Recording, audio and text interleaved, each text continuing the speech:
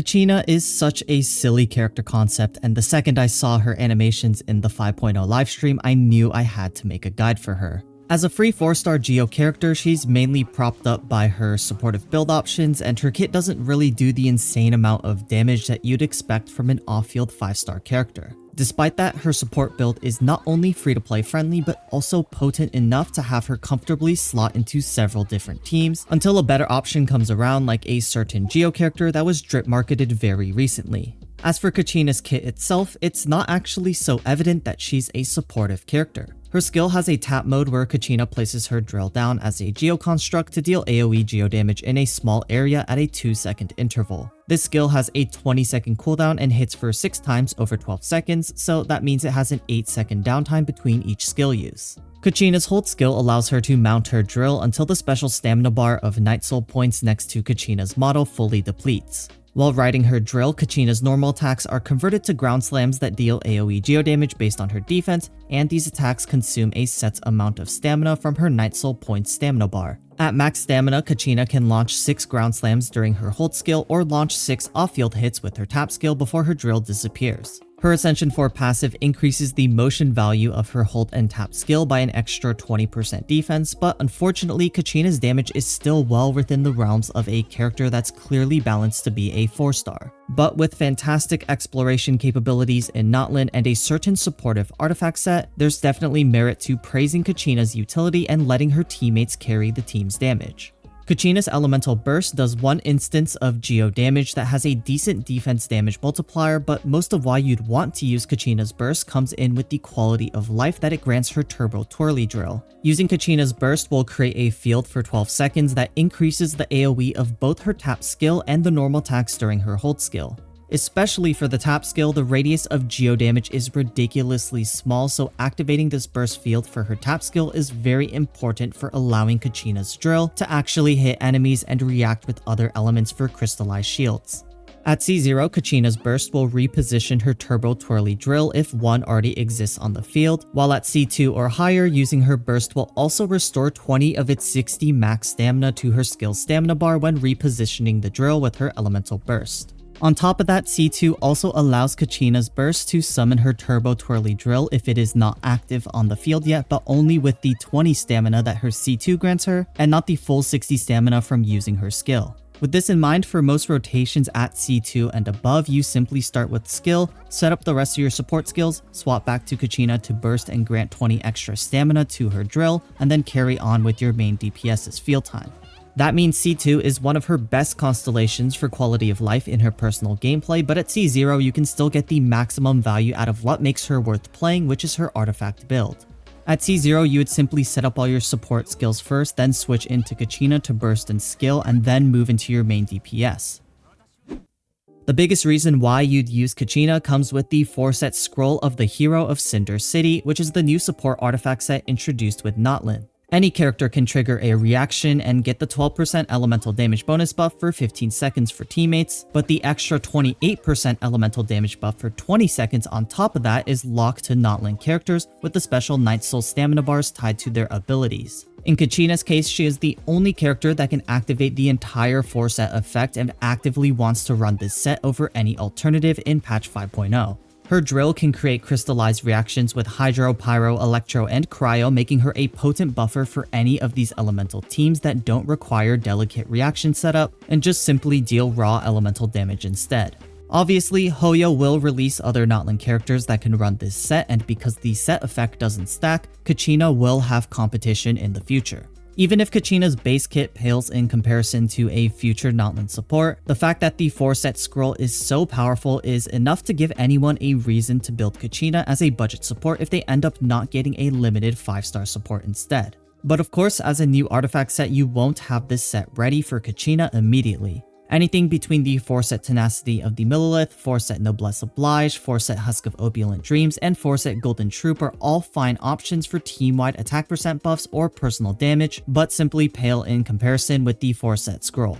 Artifact stats include energy recharge or def percent in the Sands, def percent or geo damage bonus in the Goblet, and crit rate or crit damage in the Circlet. In teams where you're supporting characters that are not Geo, Kachina's energy requirements are very high and most players would want to run an energy recharge Sans over a Def Sans. Having Def % as a substitute in the goblet instead of Geo damage bonus is totally fine since you're mostly looking to get great energy and crit substats on Kachina rather than ideal main stats. Substat priority is energy recharge, crit rate, crit damage, and Def % in that order of focus. Kachina's energy requirements widely range from 200 to 220% as a solo Geo character, all the way down to 150 to 160% if you're running her in a triple Geo team. As you'll see in the weapon section, Kachina's best weapon focuses on energy generation to aid some of the more harsh energy requirements that come with using her as a solo Geo, which is actually quite a common way to play her. Because Kachina is a defense scaling character that focuses more on buffing with her artifact build rather than dealing stellar off-field damage, all of the premium 5-star polearms aren't actually her best options, making her an extremely free-to-play friendly character to build. Like many other support characters, her best weapon is going to be the 4-star polearm Favonius Lance. The energy particles generated by this weapon's passive not only helps to alleviate Kachina's energy requirements, but also contributes to the energy needs of her teammates as well. Additionally, since Kachina's build is so lenient outside of energy recharge, it's extremely easy to get crit rate substats and or use a crit rate circlet on Kachina to ensure consistency with the weapon's passive. The only other two options you ever want to consider using on Kachina is the new 4-star not uncraftable Footprint of the Rainbow or the Battle Pass weapon Deathmatch. Footprint of the Rainbow is a great free-to-play damage option for Kachina, especially at R5, providing a huge boost to her defense via its main stat and passive. Deathmatch also provides a sizable boost to defense but only in multi-target situations, and its main upside is that its massive crit rate stat makes it much easier to build around compared to Footprint of the Rainbow, which provides no crit stats. However, both weapons pale in comparison to the utility of Favonius Lance. It is highly recommended to run an ER Sans over a Def Sans with these two weapons unless Kachina is in a triple Geo team with something like Itto, Goro, Kachina, and Yelan for example. And speaking of team comps, Geo teammates are one of Kachina's best pairings, if not her best pairing. Not only does pairing Kachina with 1 or 2 Geo characters reduce her energy requirements, but she provides a significant 40% Geo damage bonus with the 4-set scroll of the hero of Cinder City, as long as your last character is non-Geo and helps create crystallized reactions with Kachina. When paired with Itto or Noelle, typically the team has 3 Geo characters with Goro and Kachina to support, and then a flex slot for the final character. If you're confident in your gameplay, that flex slot can be an offensive powerhouse like Fischl, Yelan, or Xingqiu that provide a lot of single target damage for boss fights. Otherwise, the flex slot typically has a healer/shielder that can apply an elemental aura to help Kachina create at least one crystallized reaction every 20 seconds for 100% uptime on the 4-set scroll of Cinder City's buff. Some of the best options that provide some other buffing utility to your main DPS via their builds include Diona, Layla, Bennett, and Kokomi, but any Cryo, Hydro, Pyro, or Electro healer can work in this slot. On the other hand, Navia is currently the premier Geo DPS and doesn't have to run triple Geo if you don't want to. A triple Geo team setup like Navia, Chiori, Kachina, and a character with high off-field elemental application is very much a viable team, given how well Kachina's build can buff the damage of both Chiori and Navia. The only issue is not all healers and shielders have enough off-field elemental application to create enough crystallized reactions for Navia, while if you do use a high elemental application character, chances are your team will lack any sustain. That's why I recommend many players to opt for the classic Navia teams that run double Geo and 2 other non-Geo characters because the gameplay is comfy, and it's a flexible way to approach team building by simply picking a duo for the 3rd and 4th slots based on element. For example, one of Navia's best teams is the Pyro and Geo grouping of Navia, Bennett, and Xiangling, with Kachina to fill in as the 2nd Geo character. Building around Cryo is also a popular option with Rosaria's crit rate buff and then Diona/Layla for shielding in the 3rd and 4th slots. However, some teams also mix and match elements based on synergy rather than strictly sticking to the rule of duos. One of the strongest examples of this is a premium team that consists of Navia, Farina, Xuanyun, and Kachina. This is a plunge team that uses 3 supports to buff the damage output of Navia, and aside from her already powerful skill, you might be seeing some pretty ridiculous plunge numbers as well.